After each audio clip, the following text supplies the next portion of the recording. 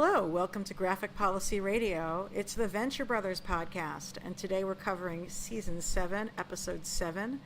This is your host, Ilana Levin, aka Ilana Brooklyn, as I am known on Twitter, and I'm joined as ever by my co-host, Stephen Attewell. Hello, Stephen. Hello, how you doing? Good. So, this week's episode, The Unicorn in Captivity, is really a perfect illustration of why we do this show. We just happen to know a lot about the art and the cultural and the New York references in this episode. It was one of those moments watching this where I said, not only is this an excellent episode of the show, in fact, it's one of my favorites in quite some time, but it really makes me feel like what we're contributing through the podcast is going to be valuable to folks. And it also begs the question of why does the team of Doc Hammer and Jackson Public like the same shit that I do so consistently? But anyway, so we're also going to be trying a different structure for today's episode. I've always kind of hated the play-by-play, what are they called, recap structures that some shows do, and I know that we've done that at some times, and I'm actually eager to get folks' feedback about that. But today we're going to try a different structure. We're going to talk about a couple of the big themes from this episode, and then we're going to go into throughout the actual plot of the show, so that we can look at those big themes and how they're represented through the two juxtaposed narratives here. One focused on Rusty Venture and the other one focused on the Monarch. Although before I get into that, Stephen, we got an awesome correction from one of our listeners. Yes. From last week's episode. So, wanted to say thanks to Mark Turetsky for letting us know that the building, the sort of townhouse-looking building that Gary and the Monarch use to go down into the guild headquarters is one of the MTA's fake townhouses that they use for subway vents, which makes a ton of sense because all kinds of subway systems use kind of fake houses to sort of disguise necessary structures. Super cool, and thank you for reaching out to us on Twitter about that. I really love hearing from our listeners, so keep that up. And let us know what you think about the format. So let's get started on our themes. Sure. So the first theme that we sort of noticed is the idea of the establishment limiting progress. And this is something that we'll talk about in more detail in the episode, but it's really noticeable, or I should say it's really significant to the sort of the larger world building of the show, that the OSI, which has previously mostly been about kind of, containing the super science versus super villainy thing, here is preventing super science from genuinely transforming the world in order to protect the sort of economic, political, and military status quo. Although, on the other hand, like, Rusty didn't test his teleportation device, and it killed people. So, potato. Classic Rusty. The other theme I wanted to look at was individual creativity versus being a team player. Another way that this episode frames it is being an insider of the system versus working outside the system. And that sort of parallel also gets played out through the theme of innocence, which in this show, innocence is really equated with existing outside the system, versus corruption, which is represented by people working inside the system or the system itself.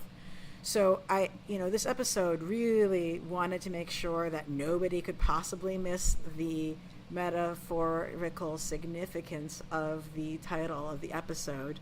And it literally tells you right up there that Malcolm is the unicorn working alone at his art, and he's doing that out trying to get past the limitations put on him by a corrupt system of the guild.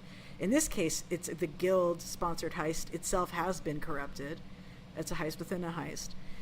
And then Rusty, another unicorn, as he's told within the plot itself by the mysterious red-robed figure, he's the unicorn, the unique mad scientist existing outside the structures of OSI, and OSI has really become here a stand-in for the military-industrial complex.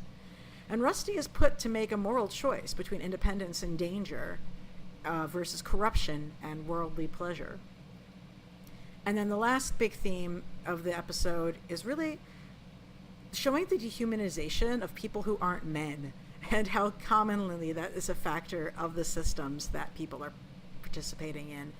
And, we see that in the orgy scene. That is not to say that orgies necessarily do that at all. You can totally have a feminist radical badass orgy, but that's not what was depicted in this particular scene. We looking at the use of Dr. Mrs. the Monarch representationally in that scene, and Presto, a new character introduced this episode, also really shows that. And we even have things like the orphan meat and children's bodies as being treated as materials for others to consume. Speaking of consuming things, let's get started. So, the episode opens with the Ventec science team, that's Rusty, Billy, and Pete, teleporting an apple across a room, which, Billy wants to, treat with a bit more gravitas, and as a result gets called Hobbit Oppenheimer, which is, of course, a reference to Robert Oppenheimer, one of the creators of the atom bomb, and someone who had a history of very witty and erudite sort of famous words. He's I am become death, destroyer of worlds, from the Bhagavad Gita that he recited when they did the atomic tests. The fact that they used an apple, it was such a God, that was such a great little metaphorical touch too. An apple, of course, represents the forbidden fruit of knowledge. It could not be more literal than that. And I also thought about Isaac Newton and that mythology around him seeing an apple falling out of a tree. So an apple being a moment of scientific innovation and recognition. Yeah, and it's also, and this is why, I love Venture Brothers, because the scene is also not just a reference to The Fly, because they're teleporting from two pads and, oh no, what happens if there's contamination? But the fact that, they've all seen The Fly and, they don't want to eat the apple or step on the teleporter until, they're absolutely sure that it works. And speaking of which, this is where, speaking of the kind of team player versus individual thing, in their response to this sort of successful result, we really see that Billy is an actual scientist, whereas Rusty is a mad scientist, because Billy is okay, we've got a positive result. Now we need to, iterate, try out multiple combinations, make sure our N values and our P values are good, whereas, Rusty is all about, okay, we're going to mass production, let me write the press release, and show the world. I love Billy is he wants to test it for months before he even considers trying it on mice, and Rusty immediately goes to testing it on mankind. Right, which they're still arguing about when the captain, wearing his Steve Jobs uniform, which is appropriate for the sort of mythic inventor, entrepreneurial figure who let's say maybe not as smart as he thought he was, accidentally transports himself across the room. But not his food. Yes, and, as we'll find out later in the episode, he is really, really lucky that it worked out exactly the way it did, because things could have gone so much worse. So we cut from there to Tiny Eagle, who is spying on their creation, reporting in to, at the moment, unknown compatriots, and as he is attempting to extract himself from Ventec Towers, he runs into Brock's face and gets squished like a bug. Which kind of hurts. Based on his costume, I thought for a minute there he was a good guy, because his costume is straight out of Gatchaman, aka Science Ninja Team Gatchaman, which got released in the US under the name Battle of the Planets, or I remembered seeing it under G-Force Guardians of Space, but basically it was an anime where all of the characters who were heroes had the same outfit as Tiny Eagle, but in different colors. Right.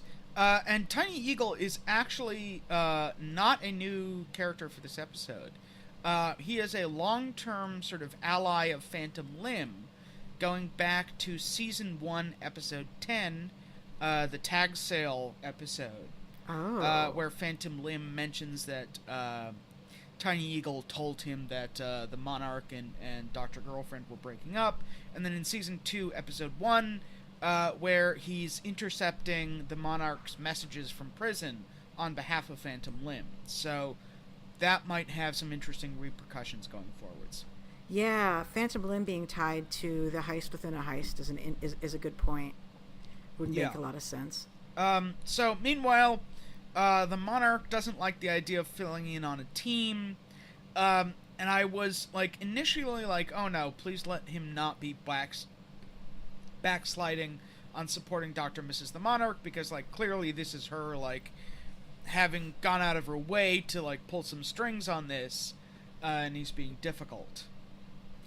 And when she goes to reassure him, I love it. She says, "You're a solo act, a precious unicorn," and really just again stating the theme of the episode. But it's also such like a coddling of the male ego, to put it in those terms. It's kind of amazing he didn't recoil at least a little bit. Well, he is a male artist, and they tend to sort of go for that sort of thing and expect that sort of thing, sadly. And, I know for, like, my own purposes, like, my interest immediately ticked up when we found out that it was a heist that the team that he's going on, which is, like, I'm a big fan of heist movies and TV shows. So, like, anytime that there's a heist, it usually means, like, a lot of action, a lot of tension, a team building, like, getting the team together, wheels within wheels, all, and very tight plotting. And this episode did not lack for that. And how convenient that the Venture Brothers world already has an evil Dean Martin to play the organizer of the Ocean's 11 style host, since the old Ocean's 11 movie was starring Dean Martin. No, did not disappoint. Did you like Ocean's 8? Oh, yeah. Yeah. There was really no heterosexual explanation for almost anything that happened in that movie. And so I salute it. Now, the villain team is meeting in Trump Tower, which I love. We recognize it because of the giant globe statue right on top of Columbus Circle. And, like, that is a Trump Tower. So, of course, the villains have a hotel room there. I'm sorry, have a swinging pad there, which is just a really gorgeous interior design. And this pad is being lived in by Copycat, and the room is 4444, and 44 is shorthand for the word copy. So that was a little joke there. Okay, that makes sense. The team consists of Copycat, who's basically evil Dean Martin, .com, who's a vaguely Tron-ish / Minority Report hacker, Tunnel Vision, who's like the guy with the drills for hands, and I kind of thought of G.I. Joe's character Tunnel Rat, Presto Changeo, who I have a lot of thoughts about that we'll get to later. He definitely recalls to the Impossible Man from Fantastic Four, Plastic Man in terms of his physical ability to stretch into any shape and his zaniness, but also the Joker. Yeah, he's wearing clown makeup. He's very clown makeup, but also the Joker because he's voiced by Mark Hamill, so he literally has a slightly lighter and goofier version of the Joker's voice. His color scheme also reminds me of Mr. Mxyzptlk, who is a 20th dimensional elf that makes Superman's life really challenging. And this face paint makes me think of the Nowhere Man character from the Yellow Submarine movie. That exact eye makeup. And then when Brock confronts him later, Brock calls him Toy Man, and Toy Man, of course, is a different supervillain, but what have you. But yeah, this character has a lot going on, not just the different characters he's drawing from, but I think there's a lot happening with him in terms of his own symbolism, which I'll go into later. We also have Ramburglar, who is a play on the Hamburglar, and Driver X, who is pretty much straight out of Speed Racer. Like, there was basically no change there. So, just to sort of, a bunch of these characters are new, but not all of them are. So, Copycat we've actually seen before. He played a major role in screwing over the Monarch in season 6. Basically, the Monarch and Dr. Mrs. were like having an argument about the Monarch trying to like illegally arch Dr. Venture.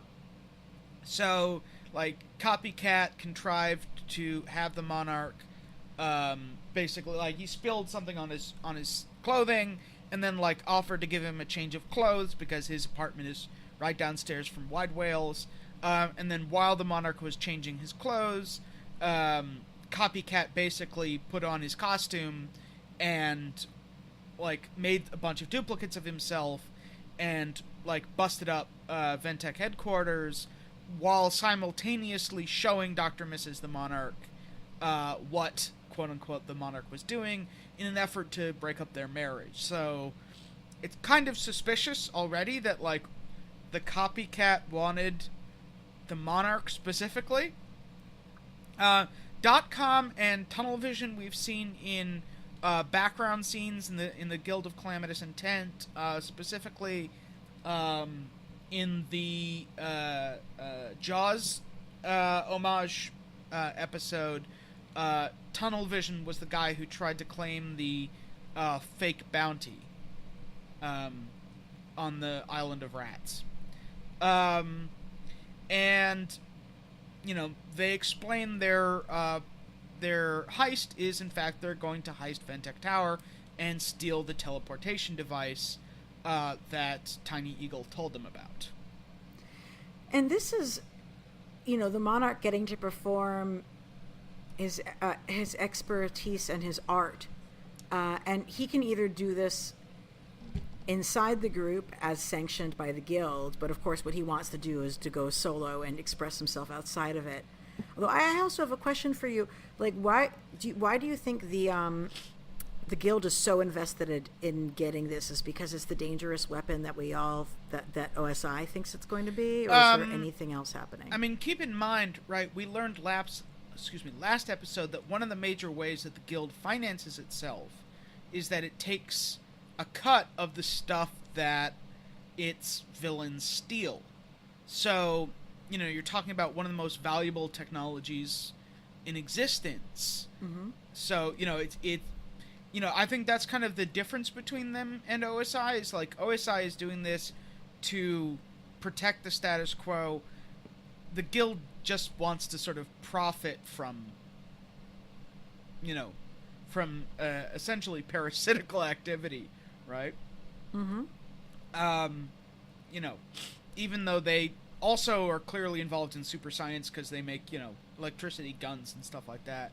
You know, they're operating as this weird, like, Amway-like corporation. So, back inside Ventec HQ, Brock is worried about security, whereas Rusty just, like, can't stop thinking about all the fame and attention he's gonna get for you know, for announcing that he solved teleportation. In fact, he says, like, this is the biggest thing of my career, of my life. And you described him as basically being more motivated here than we've seen him in a while. Like, it's especially, like, a very singular focus. Like, we've seen Rusty do super science in the past, and he tends to kind of half-ass it a little bit. Like, he'll, you know, do as little work as possible. And he certainly, like, wants to make money off of it. But it was always, like, a very kind of, like, short-term, you know, get the contract, pay the rent, that kind of thing. You know, pay for his drug habit. Whereas this is, like, very much about him and, like, his reputation. Like, he wants to win a Nobel. He wants to be recognized. And I think this is this brand new motivated Rusty is because his dad died for real. Like, there was some more final closure on that. So now he's thinking about his own legacy. Yeah, I can see that. So Brock takes Rusty to another floor of Ventec Towers, and here we get a really weird bit where initially we see, like, a corporate office space, and there's a blonde receptionist who Brock talks to. Yeah, it's a dummy corp HQ. And initially, I thought that this was Honey Gold, who is an OSI operative that we've seen before, who also has this sort of really big blonde hairdo. Yes, that's what I thought. So, like, I got really confused and weirded out when, like, Brock stuck his thumb in her mouth and, like, she parted down the middle and turned out that, like, it's an actual OSI operation behind her. And I was wondering, like, is this a Total Recall thing? And I was wondering, like, could you think of a reference? Total Recall. Yeah. I mean, but I also just thought this was really an example of the theme of the dehumanization of women and other people who aren't men in the episode, because she's literally just a door, and how he accesses the office is basically through violating her if she was real and she's not even a person. Again, like, why is the receptionist that's being dehumanized necessarily taking a female form? This is all just because of the eyes of the beholder, who they expect to be seeing it as a man. Right. And this is the point at which hunter-gatherers and Brock tell Rusty that it's time we had the talk, which normally means... Yeah, so the particular wording of time we had the talk is often a place where you then have a parent go and tell their kid where babies come from. And in this case, it's a place where they have their first conversation. That's really the contrast in this episode between innocence and experience. You have, the idea that OSI is privy to the secret truth about how the world really works, and now they're going to tell Rusty that information. And really, the fact that Brock has been hiding this all this time, I think this could be a major break in their relationship. Also, as soon as hunter-gatherers showed up, I just thought to myself, how many voices is Jackson Public doing in this episode? The answer is a great many. Yeah, I mean, Brock has, like, hidden stuff from Rusty before, but I can't think of an example in which he's, like, gone against Rusty's, like, best interests so dramatically. Yeah. And so, Rusty actually feels betrayed. Like, he's been betrayed before, but he hasn't really classified it this way. He actually calls him Judas later in the episode. Yeah, There's like interesting Christ imagery I'm going to get into then too, but yeah. Yeah, like it sticks. Like, he's not just mad in one scene. He is mad throughout the episode. He does not change his opinion on that. Yeah. So, we then cut back to the heist planning. So, Tunnel Vision is going to dig under the He's going to dig under the Ventec headquarters using the A-Train to mask the sound, which I'm pretty sure was used in the taking of Pelham 123. I can't remember. Presto is going to shape change and slither through the vents in order to basically patch a sort of virus into the security headquarters that will allow .com to take over the system so that, no one calls security. When that happens, Ramburglar, wow, that's hard to say, is going to smash in and grab the loot. Driver X works as the wheelman, and the Monarch is demoted to lookout.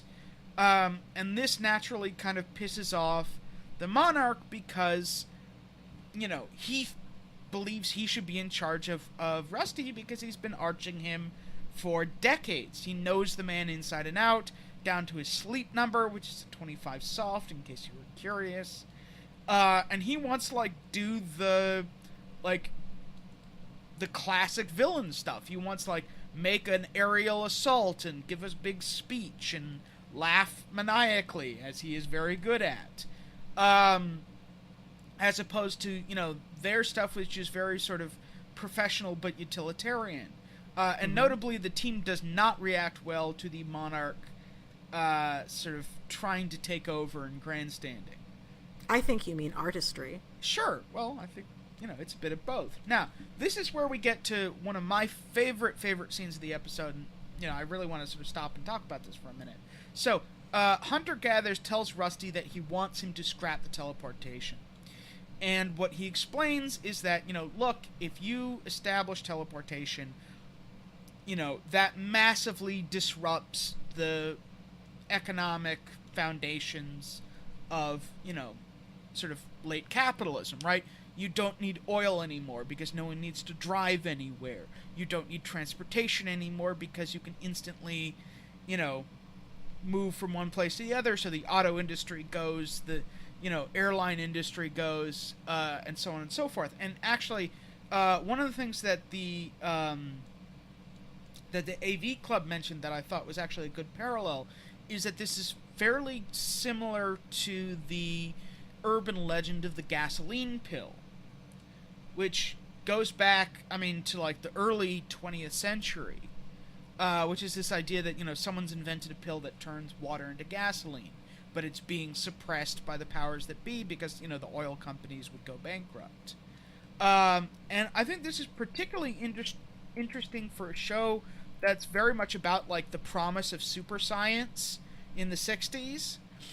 Because, one of the things that I'm always interested in from a genre perspective is, if super science exists, why hasn't it dramatically transformed society? The superheroes and supervillains in the Venture Brothers have, like, all kinds of flashy weaponry and flying cars and stuff, but, like, New York City looks like New York City. Colorado looks like Colorado. And this is, like, so well known within genre fiction that it's got a TV trope of its own called Reed Richards is Useless, which is, dealing with the problem that, to use the title example, in Marvel Comics you've got all of these super scientists like Reed Richards who invent, who have the capability to invent stuff that should, wipe out world hunger, cure all disease, they regularly travel intergalactically, like, humanity should be completely revolutionized by this.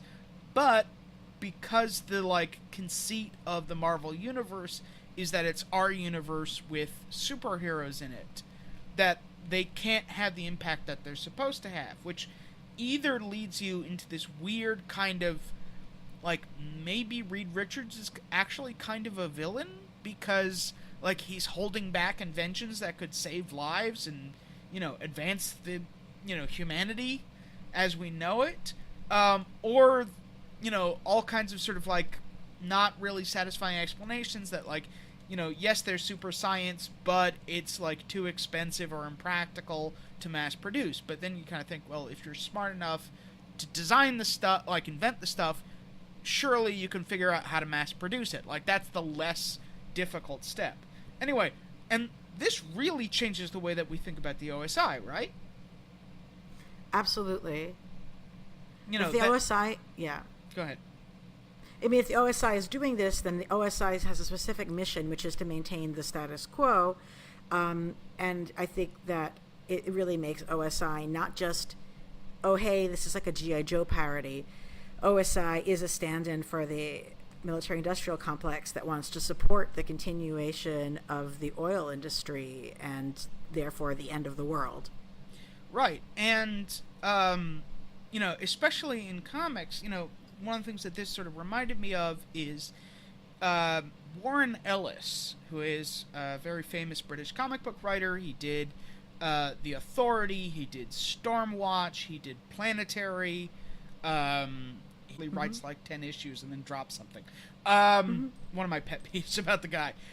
Anyway, but like one of his things in The Authority and Wildstorm, etc., is that like the powers that be are against human advancement because like the world that we live on is based on the idea of like scarce resources. And once you actually establish, fully automated luxury gay space communism. Yes. We got to have the full acronym there. That they'll come tumbling down. And I think this becomes like the anvils are dropped with ever more force from even greater heights when Rusty meets what I call the Silhouette Committee, who refer to themselves as the Knights Templar, the Illuminati, the Rothschild Bilderberg Super Sentinels, which, that's got to be the Venture Brothers version of... Well, definitely the Hellfire Club from X-Men. Right, because the Hellfire Club built the Sentinels, and the Rothschilds and the Bilderberg group are, like, major financial European players who show up in various conspiracy theories. And generally, those conspiracy theories can be very tinged with anti-Semitism. So I always caution people when using specifically the name Rothschilds to talk about conspiracies. Like, in actuality, in the real world, the conspiracy is capitalism, and that doesn't necessarily have a Jewish name, boys and girls. Right. You can also think of things like Trilateral Commission, like the what's the name of the group that meets at Davos that always gets protested? Yeah, my peeps protest that shit. No, yeah, but like I don't know the name of the organization. I just know the place they have their skiing getaways. Anyway, and and who are the people that we hear of the silhouettes? Well, one person we know for sure is Mr. Brisby, i.e. Mr. Brisby, who is this show's version of of Walt Disney. We met him in like season 1. It's just an amazing. I think like season 1, episode 3 or something. Like yeah, that? Very early when he invented the Brisby bee, and he has the amazing line like, if you were stuck underneath an unstoppable metal Lincoln for 24 hours, you wouldn't look so good either. Just an amazing voice, and character design. But yeah, that voice is so specific, and we see him go by the orgy party in his motorized wheelchair later, so we know like Mr. Brisby is a piece of this in some way. Right. And what's interesting is like rather than threatening him, they invite him to like join the secret powers of the universe and co-opt him. And that's really an example of the innocent outsider being offered forbidden knowledge. He is finally exceptional enough and special enough to be qualified to be brought into the inside of the system to know the secret truth. Right, but in order to get that, he has to give up his innocence and, the thing of quality that he can give to the world. To eat the apple of forbidden knowledge and to be expelled. But anyway. We then get like a quick little scene where Gary is sparring with... have they ever given Manolo. Manolo. And like, is speaking with him in Spanish, which is like, okay, considering that we were complaining about this a couple weeks ago, like, that's a little bit of characterization. Like, we at least know that, like, Gary socializes with this guy, He doesn't say anything back, though. Yeah, I that's a good point. Just hire a Mexican Spanish-speaking voice actor, guys. Just do that. Thanks. So while that's happening, the Monarch calls in because it turns out that he can't do the aerial reconnaissance role that he's been assigned to without his what he calls his Glengarry wings, which I just love as like a reference to the Glengarry leads from Glengarry Glen Ross. So it's his top drawer leads. I wonder if Malcolm studied drama in college. We don't actually know what his major was.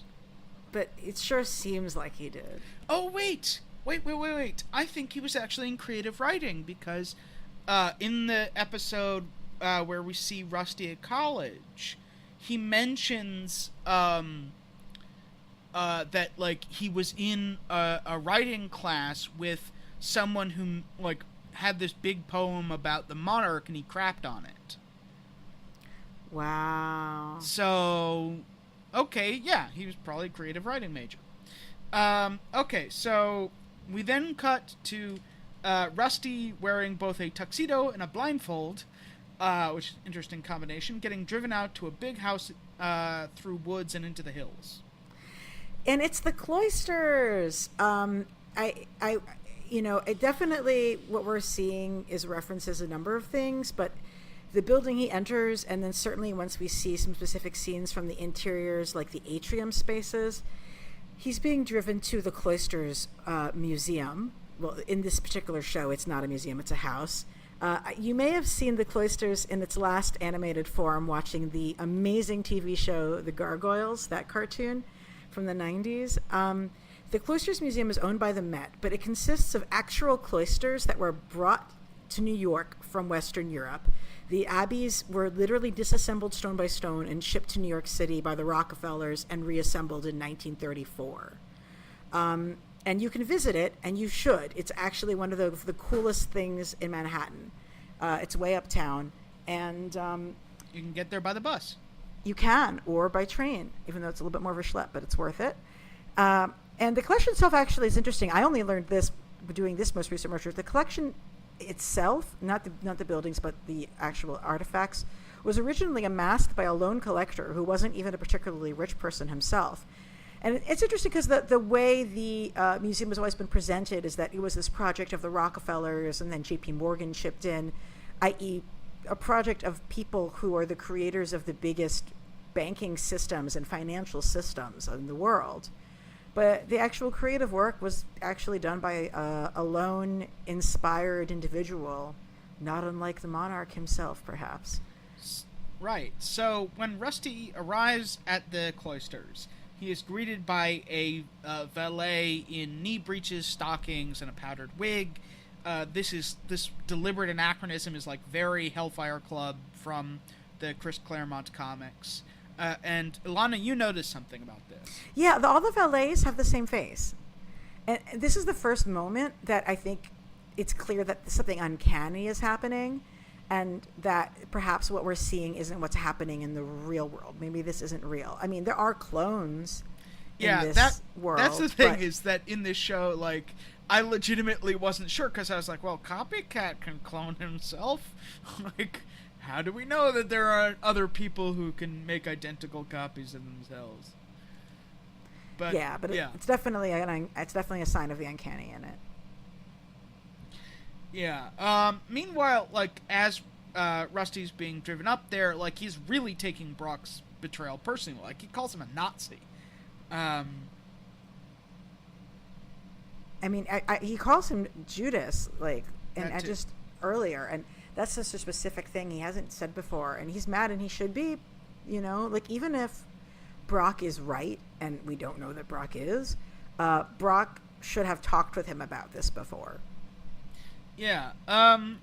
So we then, like, when they open the doors, we go into an extended Eyes Wide Shut reference, which was sort of came out of left field as I was watching this, sitting in a public cafe, and starting to feel like a creep. But I was like, I'm so sorry. Instantly, I was like, oh, okay, we're really going Hellfire Club. Like, not just the stuff that they could get away with in the Comics Code Authority days. But yeah, there's a whole bunch of masked rich people fucking. And it's all pixelated, but turns out that the version that was shown on Adult Swim after midnight was in fact not pixelated, because the truth is all animators are in fact perverts. I watched it, the recorded version that was shown after midnight on Adult Swim. Yeah. I was lied to. Hold on. God, the internet is wrong about sex. Who would have guessed?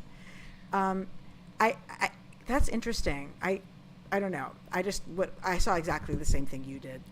Okay. And I watched it on TV, recorded, but I don't know. Can I just say the mask designs are gorgeous. The more you notice them, the more I'm just like, wow, they did really great costume work in this episode. The different masks are just referencing different art periods, different cultures, and they're all carnival masks, and there's certainly people wearing plague masks and the same mask as in Eyes Wide Shut, but these masks get seriously cool. Yeah. So meanwhile, over at the heist, Tunnel Vision gets brought over to the right spot in the sewers by Presto, who's working as a gondola. And you had something you wanted to say about this point. Yeah, I love Presto. I really do. But Presto's whole thing is Presto keeps their whole thing is shape changing. Presto turns their body into a vehicle, and it turns into a snake. Presto turns into a stair climber later. Presto turns into a jack-in-the-box. Presto is doing more work than anybody else in this episode.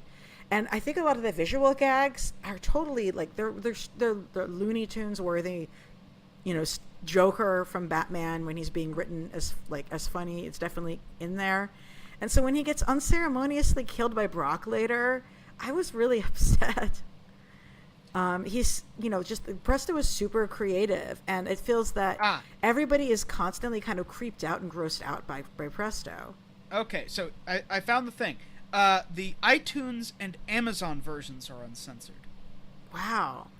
That's a bold move on the part. This is based on a single AV Club commentator, but I just wanted to say I'm not crazy. I was basing this off I would never say that. I'm simply saying that the internet is full of lies. Sure. But I do think it's interesting that you really like Presto, because reading the comments, most people seem to hate Presto. Yeah, those people are wrong. I mean, the voice, how do you not love an even zanier version of the Joker's voice? And the thing is, Presto is supposed to be, disconcerting. Being able to shape change your body at that level is disconcerting. But it's so imaginative, and those commenters are just as bad as everybody in this episode. They treat Presto like shit. And Presto is continually being dehumanized by other people. And that's what Presto is doing to their body, but that doesn't mean that Presto isn't a person anyway. Just because Presto can look like a gondola does Presto not still bleed? Well, blue we'll blood, find out. as we see later. So meanwhile, .com and Driver X are sitting in the Con Ed truck outside, which is a perfect disguise because everyone knows that Con Ed trucks spend, upwards of, 10 hours parked on one given location on a New York City street at any given time. Meanwhile, the Monarch still doesn't have his wings, so he's phoning in his aerial reconnaissance from on top of the next Trump Tower.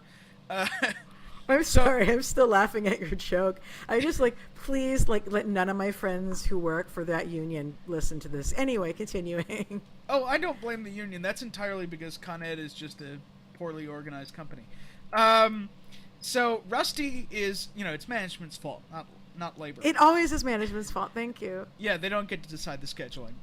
So No. Rusty is overdressed at the orgy. No one is talking, which I thought was a weird detail. That's the way it was in the movie, but I always think in real life, you need to have a lot of communication for an orgy to work. So yeah, but you're talking about a good orgy. What we're seeing here is not a good orgy. What we're seeing here is a performed orgy where it is powerful men doing things to other people's bodies. Right. So, it is a Hollywood orgy. Yes. I don't mean an orgy happening in the real town of Hollywood. I mean the way that Hollywood in films shows orgies. Right. But also it's not an equal it's not a place of opportunity and equality. This particular orgy is constructed for the men to demonstrate their mastery over the bodies of others, and you don't see women. Yeah, I didn't have it in the biggest in positions of power here. Yeah, I was gonna say I didn't have it in the biggest window, as I said, public cafe. But Yes. I was I don't see it seems very hetero. Yep. And clothed male, naked female. So CNMF. I think that sounds right. Yeah. Again, that goes back to the sort of idea that the women who are participating aren't actually they're not part of the same system that the men are part of, and they're essentially they're support staff. They're the hired help. They're not actually in charge. Right. And we do see a woman riding a zebra. We do, and I think the zebra is sort of a metaphor for the uncontrollable nature, and a lot of the time I kind of almost think it should have been a person riding on a unicorn, but that might be too much of a spoiler of the later unicorn reveal scene. I mean, you can't ride on a explain, zebra. That's not a thing you can do. They can't actually be tamed. They are wild animals. They don't domesticate. No. He then goes and gets a drink from the bar at The Shining, and this is where remember how I said that there's certain things about the Venture brothers that makes me figuring out the boundaries of reality a little bit difficult. I wasn't sure okay, is this the bartender from The Shining because the creators like The Shining, or because Rusty's seen The Shining, or both? Well, we're already in a Kubrick movie, right? We're in Eyes Wide Shut. Yeah. So I think it's probably the bartender from The Shining. No, it's absolutely that. I'm just saying, like, is it... Okay, this gets into, like, our thing later about, like, you know, is Rusty creating all of this, or was it programmed? Yeah. But, like, does Rusty see this particular bartender because he's seen the... Like, Rusty Venture has seen The Shining?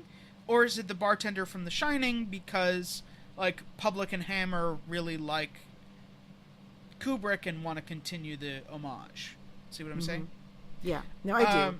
So, as he's at the bar, he's, like, eating some canapes, which turn out to be orphan sashimi. You know, Rusty Venture, maybe this is a sign of character growth, because in season 1, I believe, he made a machine that had a small part of an orphan in it many years ago. It was the heart of a neglected orphan, I believe. Just a small piece of one. So I guess this is character growth, that he's now revolted by that. Yeah. But again, dehumanization of people, like children being treated as meat, right? Right. And while he's puking his guts out, he runs into a naked but masked Dr. and Mrs. the Monarch. And this is where I was like, initially, I hadn't yet caught on to none of this is real. Well, I hadn't either, no. So I was like, okay, like, this seems out of place for her at this point in her career. Like, is she infiltrating this event? Is she, like, are we going to get some sort of explanation that, like, the OSI and the Guild are secretly all part of the same global conspiracy? Like, what's going on? That's what I thought we were about to find out based on that. Yeah. But like, you start to see there's certain, like, clues, right? That, like, she's, you know, she doesn't come out and say, like, I am a prostitute, but, like, she's talking as if, like, she is, as you said, hired help.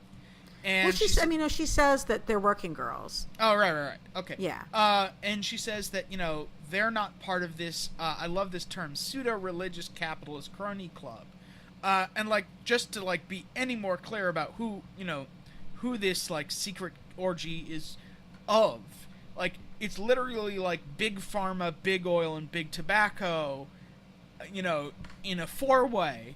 As if, like, basically, the way I was thinking about it is, like, it's an erotic version of one of those Thomas Nast cartoons. Yes. Where all of the different trusts are, like, giant fat men.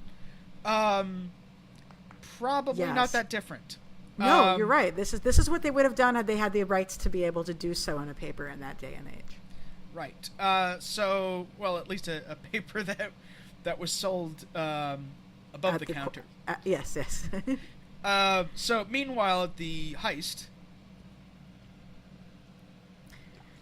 Meanwhile, in the heist, Presto Changeo gets in, almost runs into Brock, like, literally, and Presto turns into Helper. And that's a super smart move. Like, what a brilliant solution to this.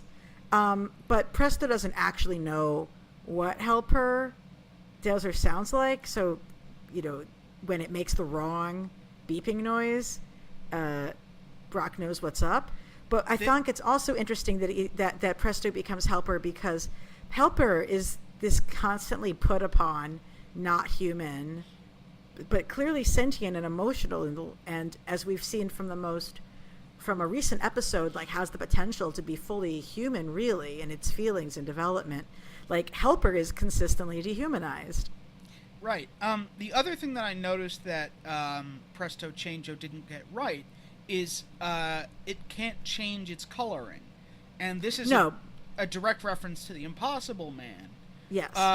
Who is kind of Marvel's, like, vaguely rip-off version of Mr. Mxyzptlk, and his one weakness is that he can't change colors. And in a New Mutants comic, the shape-shifting alien mutant robot called Warlock was able to beat him in a shape-shifting contest by turning into a transformer. But, like, in the like, black, you know, white, red, and blue of the Transformers. They actually are, yeah. Costume, and, like, that just drove the Impossible Man ballistic. So I was like, oh, that's a really clever thing that, like, one of the things that like Twigs is wrong to Brock is that he's like, did they repaint you? Like, why are you all of a sudden like, mint green and purple? And villain purple. Yeah, that's great. So as this is all like going down, I'm sorry, I'm forgetting her name. The Dot-Con's attempt to infiltrate the security system goes awry, and it turns out that someone else is conducting a security breach. The automatic systems take over and grab the teleportation pads, and this is when Brock is about to stab Presto when he gets body checked by Ramburglar. Meanwhile, Gary, who had delivered the wings so that the Monarch can now fly, walks in on the copycats because he's looking for a bathroom, and it turns out that they are running an entire heist themselves, because if you can clone yourself infinitely, i.e. the Multiple Man, why do you need a team of other people? Yeah, it's an amazing reveal. I forgot to mention this with Gary. He comes dressed as a Duane Reade employee. Duane Reade is the big, like, iconic New York City pharmacy chain, and he has a badge on his shirt that says Duane. That's great. But yeah, Gary is interesting because Gary finds out that it's all a lie and tries to fix the system. Gary's trying to correct the system that has set up the Monarch for failure. Right, and, bad cell reception and a passing helicopter, which, I was thinking to myself, like, I don't think helicopters are allowed in that particular airspace.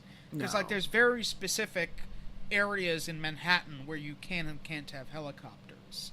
I think police helicopters are allowed to violate that, but that's why it's set up that way, because no one wants helicopters crashing in Midtown Manhattan. So he fails to warn the Monarch, and this is where, like, when we're talking about the parallels between Rusty and the Monarch, I feel like in some ways the Monarch doesn't get the same kind of choice that Rusty does. Like, he's definitely doing stuff in the later part of the episode. Like, he's not entirely passive, that's the wrong word for it, but he's not making an informed moral choice. He's just sort of reacting to changing circumstances and, like, trying to do the one thing that he thinks is the option. Like, he's not... Right. You know what I mean? It's true. He's also working in a corrupted system, Like, the guild system itself is corrupt, and what's playing out with Copycat's heist within a heist is a corruption of that system. Right. And so the Monarch basically, through a very complicated series of events, gets catapulted into the safe room. This is Rusty's panic room, which is attached to his, I guess, reverse Murphy bed. Mm-hmm. That we've seen again since season 1. And lo and behold, in the safe room, like, he stumbles over one half of the teleporter, which turns out to be very significant later on.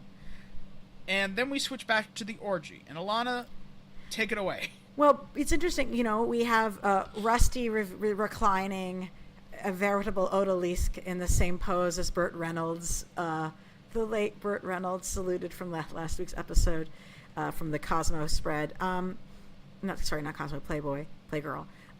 But he's looking at one of the unicorn tapestries in the Cloisters. They did an amazing job of depicting the actual piece of art accurately here. It is the most detailed thing I think I've seen. So what are the unicorn tapestries? The one you see him in front of there is in particular in that moment, is called the Unicorn in Captivity. The tapestries were made between 1495 and 1505.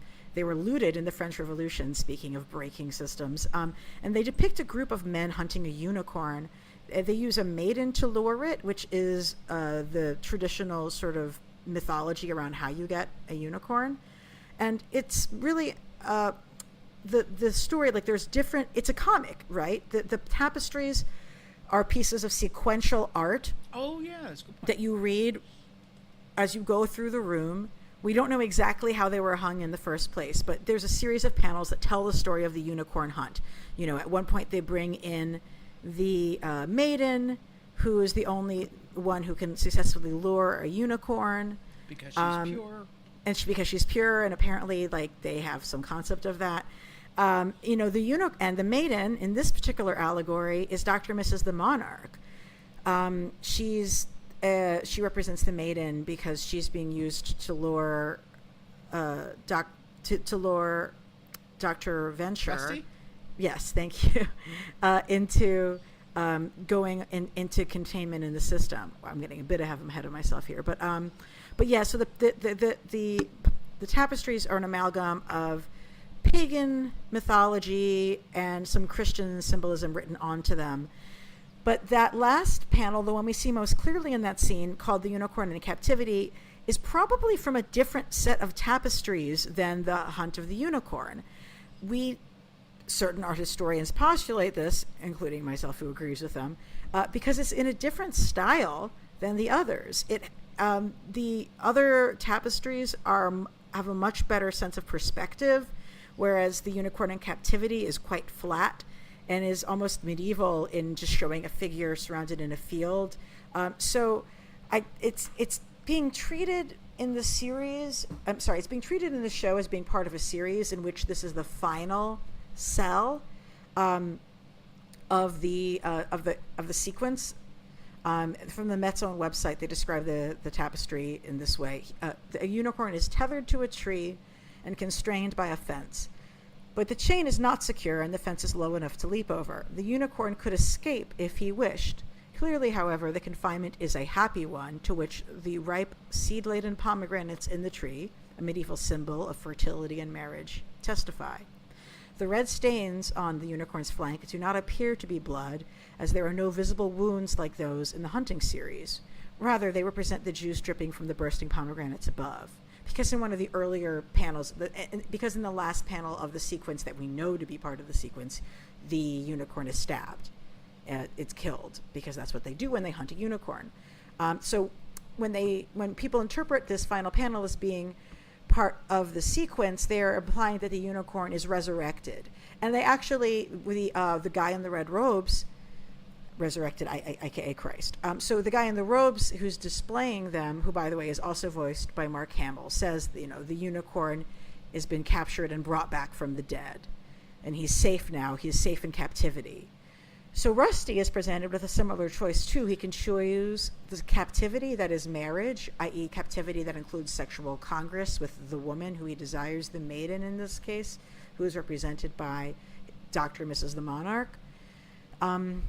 And within that captivity, he means he's going to give up the freedom to make whatever he invents on his own, do whatever he wants.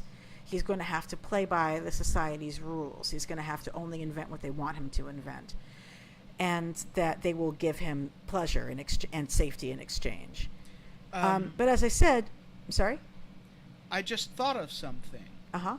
So, Rusty has in fact died and been reborn. Yes. Because he's a clone. Yes. And, you know, in addition, right, who else is called a unicorn in this episode? Well, the monarch, yes. Right. And the monarch, you know, was in a deadly crash and survived and was reborn. And, you know, butterflies are another sort of, you know, death and rebirth kind of symbolism. Oh, wow. And because the fact that, you know, there's the whole sort of super scientific fertility cure, you know, he's also got kind of, you know, Mother, Father, and Holy Ghost figures in his life. Damn. And Rusty, you know, Rusty is a little bit more Greek in that, like, as far as we can tell, there is no Mrs. Venture Senior. Yes. So I was like, that just occurred to me as you were talking about the Christ imagery. I was like, oh shit. Man, I love this. This is great. We're really on a roll here. Thank you. So the unicorn in captivity, as I said, is probably from a different set of tapestries, or it could be a single tapestry on its own. So we know that for sure that the final panel of the series is a unicorn being killed. So is Rusty in repose as a unicorn a false panel, a false end to the story, not really what's actually going to happen? Is it fake? A representation that's not actually a result of him being hunted? I think that's an interesting question. I don't know if Doc Hammer and Jackson Public are aware about the controversy over whether or not that final panel of the tapestry is part of the sequence or not. But that tapestry is displayed with that panel as if it was the end of the sequence. Well, I mean, given we'll talk about this when we get to the post-credit scene, but you know, I wouldn't put anything past them. Yeah. So and again, you know, with the unicorn reborn as a Christ symbol. So when we, like I said, we did have Rusty call Brock Judas earlier. So right. So meanwhile, there's also a discussion between and this gets back to our theme about sort of independence and individualism, that the guy in the red robe sort of is describing the scene as one of sort of being protected and given comforts, whereas Rusty sees it as prison. He wants to take his chances in the wilderness. You know, that's kind of, you know, I think an interesting thesis statement about Rusty. You know, someone who's, you know, arguably been born within the system, you know, through the Venture family. But now, like, you know, wants to make his own name. And then when he says this, the guy in the red robe and the mask offers him the Lady or the Tiger choice, which is from Rudyard Kipling. And behind the lady is Dr. Mrs. the Monarch, and the tiger is a big dude wearing the knife dildo contraption, or sorry, knife strap-on / sheath contraption from the movie Seven. And he basically says, these are your two options. You either fuck people or you get fucked. Real quick, The Lady or the Tiger is actually by Frank R. Stockton. Oh, I'm sorry. Yeah, My apologies to the estate of Frank R. Stockton. But basically it gets played as being an allegory for a problem that is unsolvable. Right. Because you can't know who's survived. So it's in some ways like what the Red Robe Man is rolling out as being the Lady or the Tiger question isn't actually what we normally would consider that. Yeah, it's a false choice. And both options are, as we said, are trapped in a system, right? Like both of you, if you only have two options, then you're in a system. And in this fantasy, Dr. Mrs. is not actually making her own choices. Like this is a fantasy that Rusty's having. Is, you know, it's revealed later. But basically, the fact that she's being given to him as one of the things that could be done, she's not. Gosh, and I'm really struggling to make sure that none of this comes out as sounding like anti-sex worker. This is not what I'm trying to say at all. But the Dr. Mrs. the Monarch's presence in Rusty's dream has been scripted into it either by Rusty or by Brock. She's not making an appearance in this sequence willingly. And she's not very active either. She's not saying anything. She's not moving. She's basically a flat image. Yep. So then we get, you know, this is like a Rube Goldberg contraption of sort of motion and happenstance. So Sergeant Hatred shoots the Monarch because he's opened up the safety room. The Monarch holds up the teleporter to shield himself. The bullets fly through the other teleporter, hit the ram burglar. He falls forward headfirst into the teleporter. That decapitates him. And then the other two kind of freak and grab half of the teleporter and run with it. As the copycats in the helicopter lift the whole safe room out of the building. It's like a very Fast and the Furious kind of, you know, set piece. And we then find out in very quick succession, Driver X is Copycat. Gary again tries to like warn the team and fails. As everyone's running out of the building, Tunnel Vision gets dragged back down the manhole cover, and I was thinking, like, is this an Evil Dead reference? Is it Aliens? Like, you know, it's the Chud, right? And, you know, anytime someone gets pulled back down something that they've tried to escape.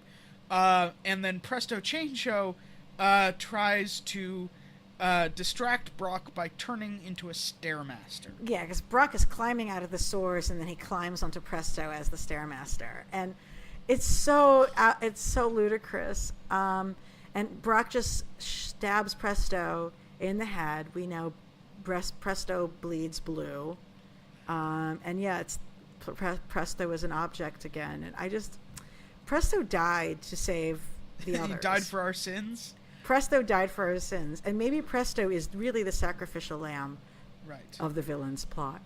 So then the fake team drives off in the Con Ed truck.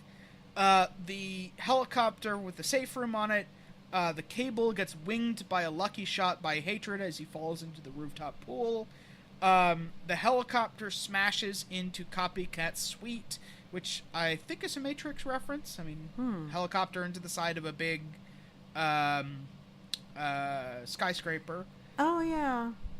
And as he is falling down, the Monarch uses the teleporter to save himself from the fall and gets teleported into the front seat of the Con Ed truck next to Gary. They're all screaming. And then the safe room lands in the outstretched hand statue in place of the globe that is normally there. OSI closes in on the scene, but Gary and the Monarch manage to escape into the 59th Street subway station because everyone knows in New York City no one police can go into the subway. Sorry, I couldn't say that with a straight face. So then, they managed to escape into the 59th Street subway station because, as we know, the NYPD can't follow you into the subways. So that's the end of the episode. We then get a post-credit sequence where it turns out Rusty is enjoying the fruits of his moral compromise in the orgy, but it's actually a VR sex machine, the kind that is widely touted in the press as like a solution for incels. The real solution. Yeah. Well, not. Oh, yeah. Okay. The solution is actually feminism, but whatever. Yes. But this is the one that involves a technological solution. Yes. Well, but also like you see Rusty wearing the unicorn mask, so it's very clear like shit, yeah. He's wearing a unicorn mask in that sequence. But then it's revealed that this is a VR thing. And I have to know that is like just thinking about the OSI deciding to build a VR sex machine is kind of unsettling. Yeah, but, I mean, the OSI have done a lot of morally compromised stuff. I mean, there's nothing wrong with building a VR sex machine. I'm just trying to imagine the circumstances in which OSI is like, do you know what we are going to really need to problem solve this situation? We need to build a VR sex machine. I mean, it's probably going to be used for some sort of like compromat mind control weirdness. What I'm wondering too then is, did Brock and OSI write the fantasy that Rusty experienced, or was Rusty entirely generating it from his own head? Right. I to think use we have game different terminology, was this procedurally generated or scripted? Thank you. Yes. So what do you think? I'm not sure, because my memory of the episode where Rusty hooks up with Dr. Mrs. is not very strong. I don't remember whether Brock was around, like, or at least had met her. Like, does he know that they had sex? Or that he was who they had sex with. That he thinks that they had sex, yeah. Yeah, they didn't actually have sex. She got him with a chloroform and then turned him into a giant caterpillar for weird monarch arching / sex play reasons, go watch the episode. It's a good one. It's such a good episode. Although actually, the whole idea of her, again, like, she was disguising herself as an ingenue in a way in that episode. So we have Dr. Mrs. At that point, just Dr. Girlfriend, playing the maiden in that as well. So and refusing to play the femme fatale. Yes, like exactly. She didn't like the role that her boyfriend had written for her in a scene that is even creepier now that we know they're half brothers. Yes, that's very true. So so we already know that the script of believing people who look and sound like Dr. Girlfriend to be the maiden is a script that exists in Rusty Venture's head, one way or another. So yeah, that's the episode. I mean, overall, I think we both liked it, right? Oh my God, I love this episode. I could just keep going and I'll spare you. Although but again, part of me thinks that this was designed by, I mean, it's an amalgam of maybe Rusty's head and Brock, because like there's pieces of information in there that I don't know. Maybe I'm. I mean, I don't know. I feel like it is sort of. I mean, generated. I could see it going either way. Like, the is it the case that that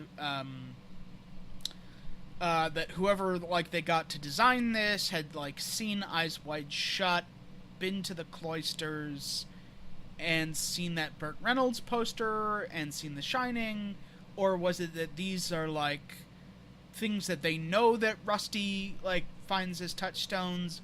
Or is this just they fill in, rich people orgy, and Rusty has only ever seen that in the movies, so that's how he perceives it. I don't know.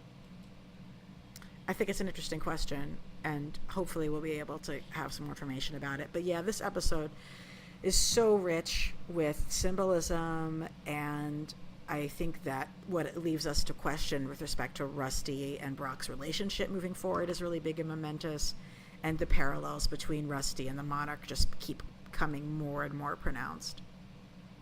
Yeah. Okay, so thank you very much for having me on once again. Thank you as ever. And I guess it's reminding folks that this podcast is brought to you by Graphic Policy Radio, graphicpolicy.com. We're on iTunes, SoundCloud. I think we're uploaded to YouTube these days as well under Graphic Policy. You can find me on Twitter at Elana_Brooklyn. That's ELANA_Brooklyn. And Stephen, where are you?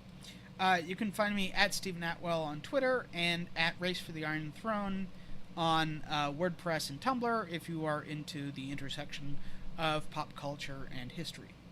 And that's Attewell with 2 T's and 2 L's. Yeah, 2 T's, 2 E's, 2 L's, and 2 U's. So many letters.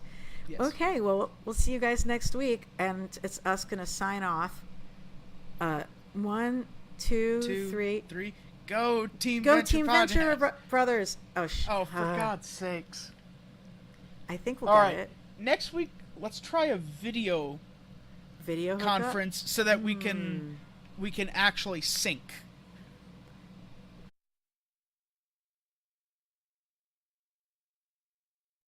Hey, thanks for watching the previous video from Graphic Policy Television. Just by watching, you help support our site. Thank you so much. Now, if you're watching these videos, you probably care about geeky things like movies, television, comic books, toys, games, video games, you name it. You can go and subscribe right now to our YouTube channel to stay in touch and catch all the new videos, or check out our website at graphicpolicy.com. There's a nice link on this end of the video. But as always, thank you for watching. Keep on rocking and keep it geeky.